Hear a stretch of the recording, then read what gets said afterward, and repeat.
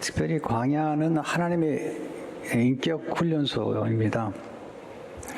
하나님 광야에서 하나님의 사람을 키우십니다. 하나님은 우리를 기르시는 왕이시고 우리를 키우시는 분이신데 그 키우는 장소가 광야입니다.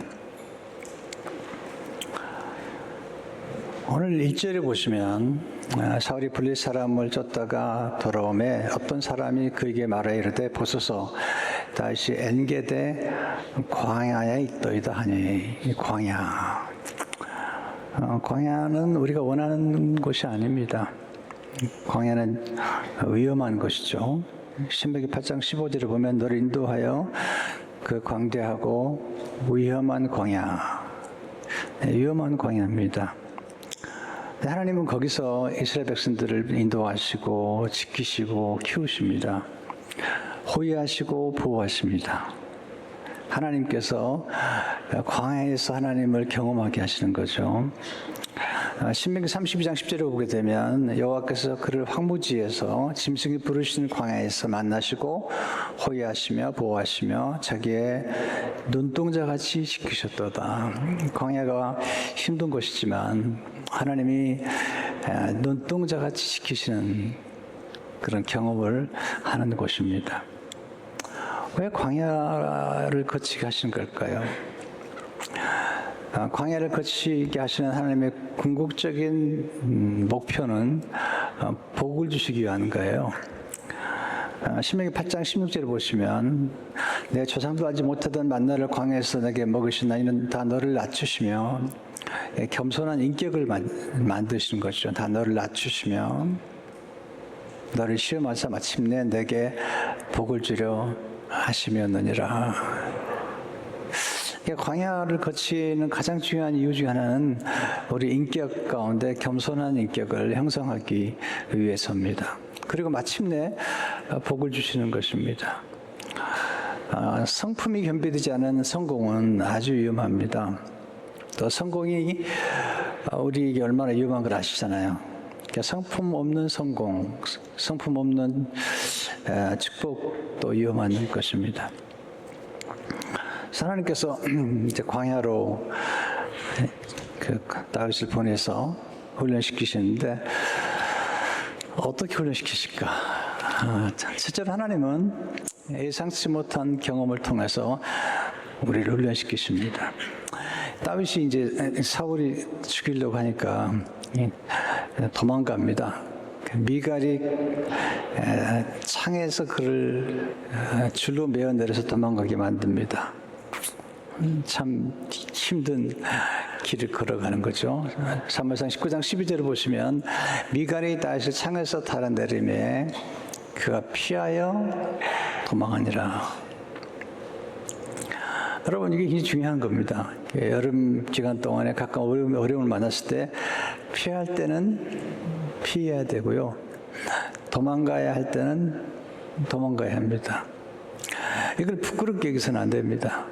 우리 인생 여정에서 피해야 할 사람도 있고 또는 도망가야 될 때도 있는 것입니다. 놀라운 사실은 그가 사울왕을 피하고 도망갔을 때 그에게 새로운 경험을 하게 되는 만남이 주어지는데 이제 사무엘과의 만남이죠. 19장 18절을 보게 되면 다윗이 도피하여 라마로 가서 사무엘에게로 나가서 사울이 자기에게 행한 일을 다 전하였고 다윗과 사무엘이 나와 요스로 가서 살았더라. 굉장히 중요한 스토리예요. 왜냐하면 다윗의 생애 가운데 가장 중요한 것을 배운 시기이기 때문이죠. 왜냐하면 그의 아버지 이새가 가르친 게 아니고요. 그 영적 스승 사무엘이 그게 소중한 것을 가르치는데 이 과정을 통해서 다윗이 성장하고 나중에 왕이 됐을 때 하나님께 예비하고 하나님을 경외하고 이스라엘 온 백성들을 잘 다스리는 그런 일들이 이제 멘토와의 만남을 통해서 주어지는 것입니다. 사무엘과 함께 살면서 배운 것이 뭘까? 첫째로 하나님의 음성을 듣고 하나님의 인도를 받는 법을 배웠습니다. 그러니까 하나님의 사람들은 주로 두 곳에서 성장하는데 사무엘은 광야가 아니라 성소에서 성장합니다. 오늘날로 말하면 교회에서 성장하는 거죠. 거기서 하나님의 음성을 듣고 하나님의 인도를 받습니다. 그는 기도의 사람으로 성장합니다. 얼마나 기도를 강조하냐면 사무엘상 12장 23절을 보면 난 너희를 위하여 기도하기를 쉬는 죄를 여호와 앞에 결단코 범하지 아니하고 선하고 의로운 길을 너에게 가르칠 것인지. 그러니까 지도자에게 가장 중요한 것은 기도라는 사실을 이야기합니다. 다윗이 사무엘을 만나서 배운 건 기도를 통해서 하나님의 인도를 받는 것입니다. 다윗이 피난 중에 있을 때 블레셋 사람들이 그일라라는 타작마당을 치러 왔다는 소식을 듣고 본인도 지금 도피 중인데도 불구하고 나라를 사랑하기 때문에 하나님께 여쭤봅니다. 사무엘상 23장 2절을 보게 되면 다윗이 여호와께 묻자 이르되 내가 가서 이 블레셋 사람들을 치리까? 여호와께서 다윗에게 이르시되 가서 블레셋 사람들을 치고 그일라를 구원하라 하시니 다윗 생애를 보면 참 놀라운 건요. 특별한 경우가 아니면 거의 하나님보다 앞서지 않고 그는 기도보다 앞서지 않습니다. 하나님의 인도를 구하잖아요. 근데 같이 있었던 아둘람굴에 모였던 다윗의 사람들이 가시면 안 됩니다. 그렇게 이야기하니까 다시 한번 하나님께 기도해요. 사무엘상 24장 4절에 보면 다윗이 여호와께 다시 묻자오되 두 번째 기도하는 겁니다. 여호와께서 답하여 이르시되 일어나 그일라로 내려가라. 내가 블레셋 사람들을 내 손에 넘기리라 하시니라. 그래서 다윗이 그일라에 가서 본인도 피신 중인데 왕이 아니에요. 피신 중인데 가서 그일라 사람들을 구하게 됩니다. 그러니까 중요한 건 하나님보다 앞서지 않고 기도보다 앞서지 않는 훈련이 너무 중요한 것입니다. 두 번째는 하나님 말씀을 통해서 하나님을 경외하는 법을 배웠습니다. 사무엘은 말씀의 사람이었어요. 그러니까 엘리는 말씀을 버렸습니다. 엘리는 하나님을 경외하지 않았고 엘리는 엘리와 그의 자녀들은 제사를 멸시했습니다. 뿐만 아니라 사울 왕은 하나님의 말씀을 버렸습니다. 그러니까 사무엘은 하나님을 경외하고 하나님의 말씀을 가르쳤는데 사울은 말씀을 버렸고 예배를 버렸습니다. 하나님을 경외하는 걸 버렸습니다. 하나님을 버리시죠. 그래서 사무엘상 15장 23절에 보면 이는 거역하는 것은 점치는 죄와 같고 완고한 것은 사신 우상에게 절하는 죄와 같음이라. 왕이 여호와의 말씀을 버렸으므로 여호와께서도 왕을 버려 왕이 되지 못하게 하셨나이다. 하나님의 말씀이 제일 중요한데 그 말씀을 버린 것입니다. 말씀을 버렸다는 것은 하나님을 경외하는 걸 버린 거고요. 또 그가 예배를 멸시한 것입니다. 영적 질서를 무너뜨린 것입니다. 근데 다윗은 달라요. 다윗은 정말 하나님 보실 때 너무 하나님 기뻐할 수밖에 없죠. 말씀을 사모하고 말씀을 암송하고 묵상하고 또 말씀을 찬양합니다. 또 말씀에 담긴 능력과 지혜를 알고 그 말씀을 따라 삽니다. 하나님이 예뻐할 수밖에 없죠. 시편 19편 7절 8절을 보게 되면 여호와의 율법은 완전하여 영혼을 소송시키며 여호와의 증거는 확실하여 우둔한 자를 지혜롭게 하며 여호와의 교훈은 정직하여 마음을 기쁘게 하고 여호와의 계명은 순결하여 눈을 밝게 하도다. 그 말씀들은 경험하는 거죠. 영혼을 소송케 하는 말씀, 그리고 지혜롭게 하는 말씀, 정직하게 하는 말씀, 눈을 밝게 만드는 말씀의 능력을 체험하는 사람이죠. 뿐만 아니라 그는 하나님을 경외하는 법을 말씀을 통해서 배운 것입니다. 시편 19편 9절 11절을 보게 되면 여호와를 경외하는 도는 정결하여 영혼까지 이르고 여호와의 법도 진실하시다 의로우니 금 곧 많은 순금보다 더 사모할 것이며 꿀과 송이꿀보다 더 달도다. 또 주의 종이 이것으로 경고를 받고 이것을 지킴으로 상이 크니이다. 겸손한 자에게 하나님께서 재물과 영광과 생명을 주시는데요. 중요한 거 이렇습니다. 여러분 아시겠지만 재물을 주셔도 지키는 사람이 많지 않습니다. 교만하면 지킬 수 없어요.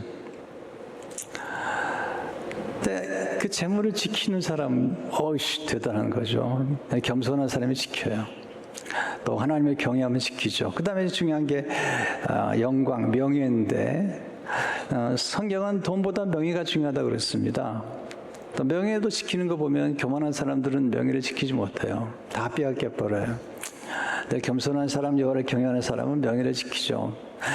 돈과 명예보다 더 중요한 게 있는데 그것은 생명입니다. 돈 잃어도 명예 잃어도 생명 보존하면 괜찮은데 생명을 어떻게 지키는가? 겸손하고 여호와를 경외하는 것이 길이죠.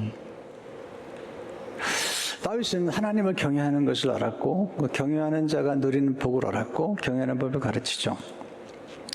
그가 쓴 시편 34편 9절 11절을 보게 되면 너희 성도들아 여호와를 경외하라. 그를 경외하는 자에게는 부족함이 없도다. 젊은 사자는 궁핍하여 줄일지라도 여호와를 찾는 자는 모든 좋은 것에 부족함이 없으리로다. 너희 자녀들아 와서 내 말을 들으라. 내가 여호와를 경외하는 법을 너에게 가르치리로다. 사무엘에게 하나님을 경외하는 법을 배웠죠. 실제로 성령님의 강력한 능력을 경험했습니다. 사울이 다윗이 이제 라마에 있다는 것을 알고 전령들을 보내서 다윗을 죽이려고 하죠. 놀라운 사실은 사울이 보낸 전령들이 사무엘에게 오면 성령을 받아가지고 예언을 하는 거죠. 죽일 수가 없는 거죠. 사무엘상 19장 20절에 보게 되면 사울이 다윗을 잡으러 전령들을 보냈더니 그들이 선지자와 무리가 예언하는 것과 사무엘이 그들의 수령으로 선 것을 볼 때 하나님의 영이 사울의 전령들에게 임하며 그들도 예언을 한지라.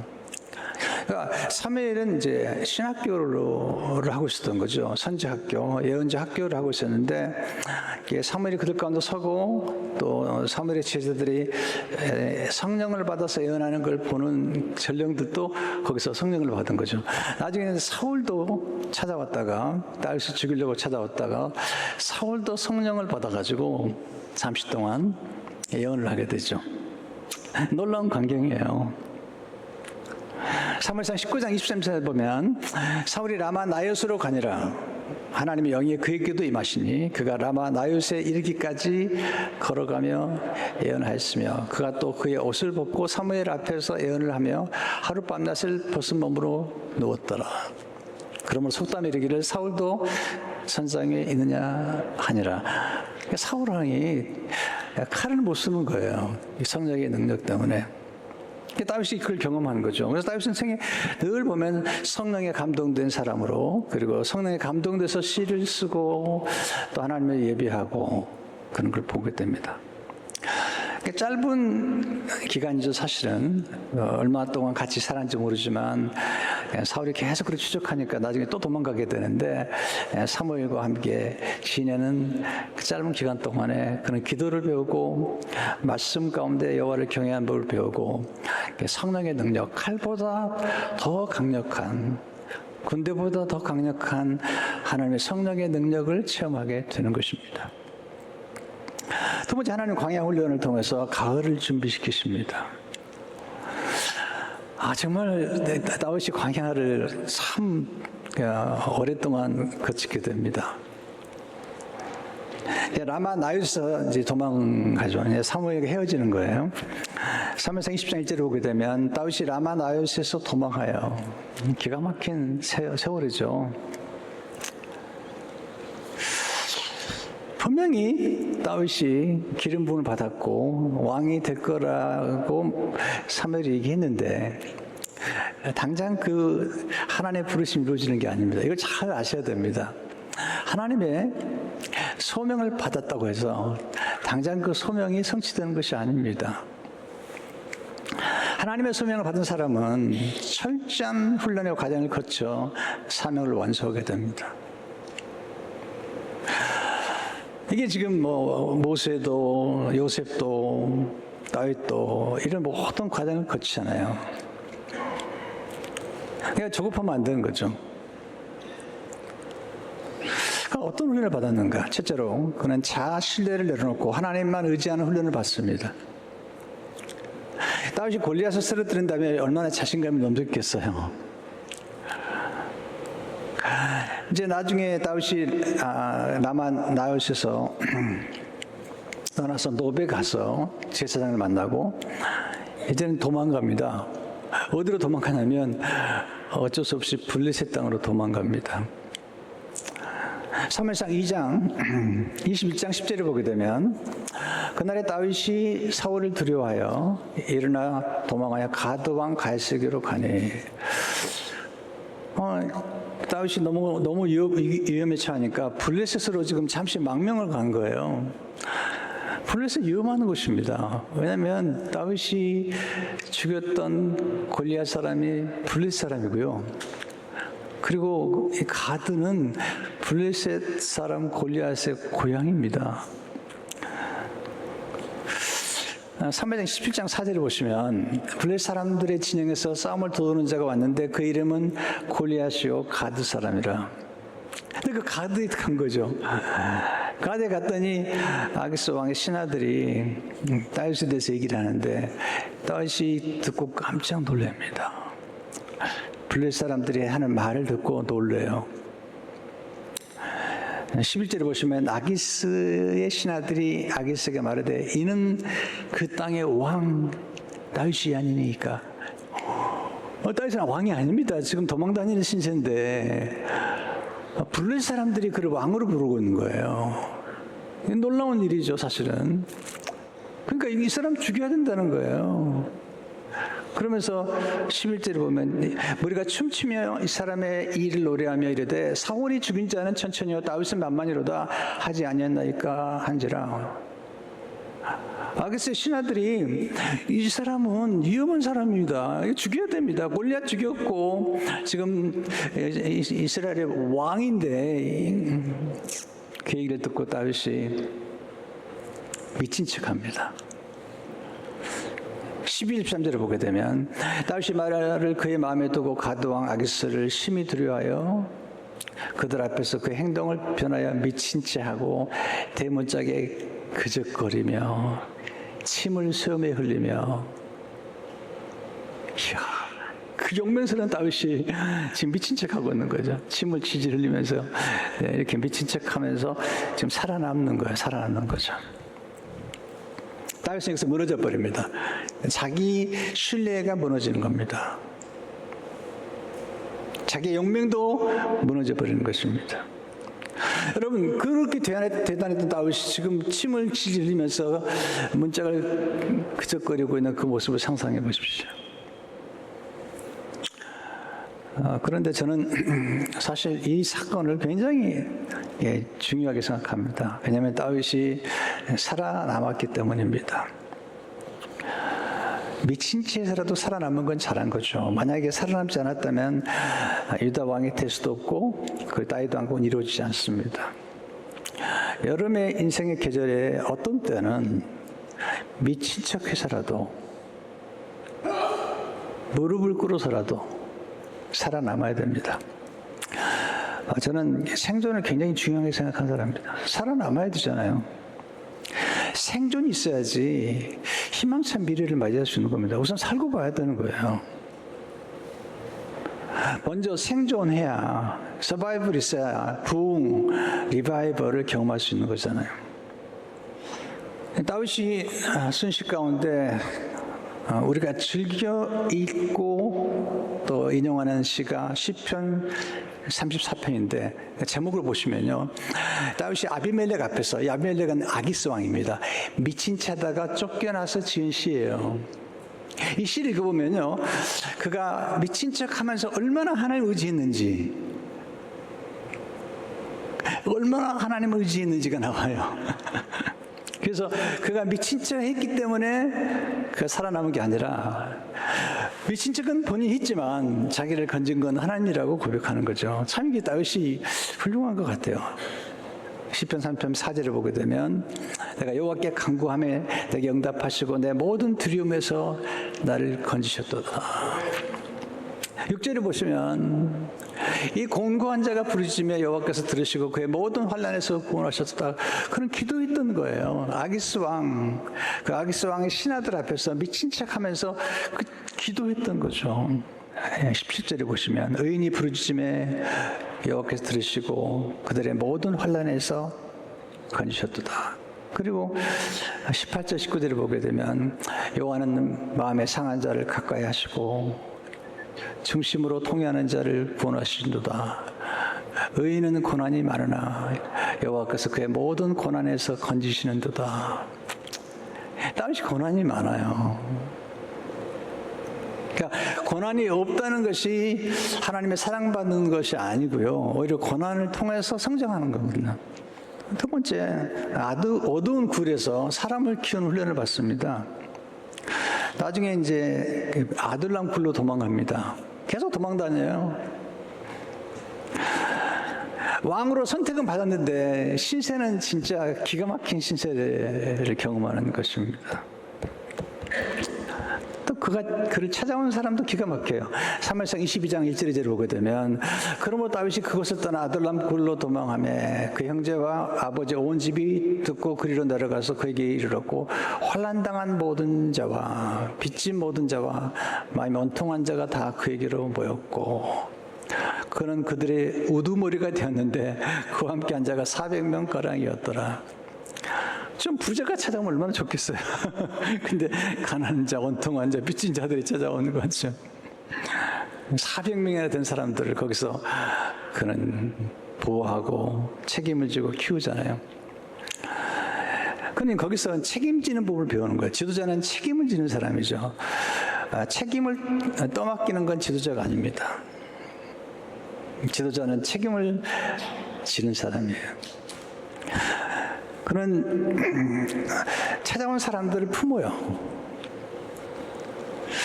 상처받은 영혼들을 그는 치유합니다. 더 놀라운 것입니다. 자기 곁에 찾아온 사람들을 키웁니다. 나중에 보면 이 400명, 나중에 이제 600명 늘어나는데요. 이 사람들을 키워서 다윗 왕국의 장관들로, 장군들로 키우는 거예요. 다윗은 멋있는 사람이죠. 하나님은 광야 훈련을 통해서 축복의 문으로 들어가게 하십니다. 광야가 끝이 아니에요. 새로운 미래가 기다리고 있는 거죠. 광야는 반드시 끝이 있어요. 터널은 끝이 있습니다. 하나님께서 다윗을 훈련시키지만, 이제 우리 다음 주에 보겠습니다만, 다윗의 가을의 계절에 그런 왕이 되죠. 그가 죽이지 않았던 사울이 또 전쟁터에서 죽임을 당하고 그런 왕이 됩니다. 그러니까 그가 광야에서 훈련받았던 그 인격적 훈련이, 기다리는 훈련, 절제하는 훈련, 그리고 권력을 남용하지 않고 권력을 오용하지 않는 훈련, 여기서 이제 다윗이 인물이 되는 것입니다. 여러분, 우리 인생 가운데 누구들이 광야에 오겠습니까? 네, 실패와 좌절과 상실과 그리고 질병, 누가 원했겠습니까? 근데 다 그런 경험을 하는 거죠. 우리 자녀들이, 우리 손주들이 그런 경험을 하게 되는데, 이게 인생의 광야입니다. 근데 하나님이 놀랍게도 그 광야에서 기적을 보여주시고, 광야에서 하나님의 임재를 경험하게 하시고, 광야에서 우리를 겸손케 하시는 거죠. 하나님 의지하게 만드는 거죠. 그래서 다윗이 왕이 됐을 때 정말 훌륭한 왕이 된 거예요. 그래서 하나님께서 신약에 보면 다윗을 너무너무 사랑하셔서 다윗은 내 마음에 합한 자다. 다윗이 하나님 그리워했던 건요, 솔로몬의 성전이 아닙니다. 다윗의 장막을 그리워합니다. 하나님께서. 그런 모든 훈련들은 그가 사무엘을 통해서 그리고 광야를 통해서 경험한 것입니다.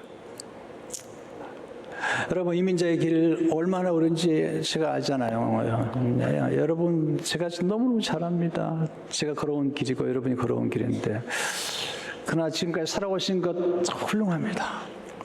잘 견디셨습니다. 조금 더 견디십시오.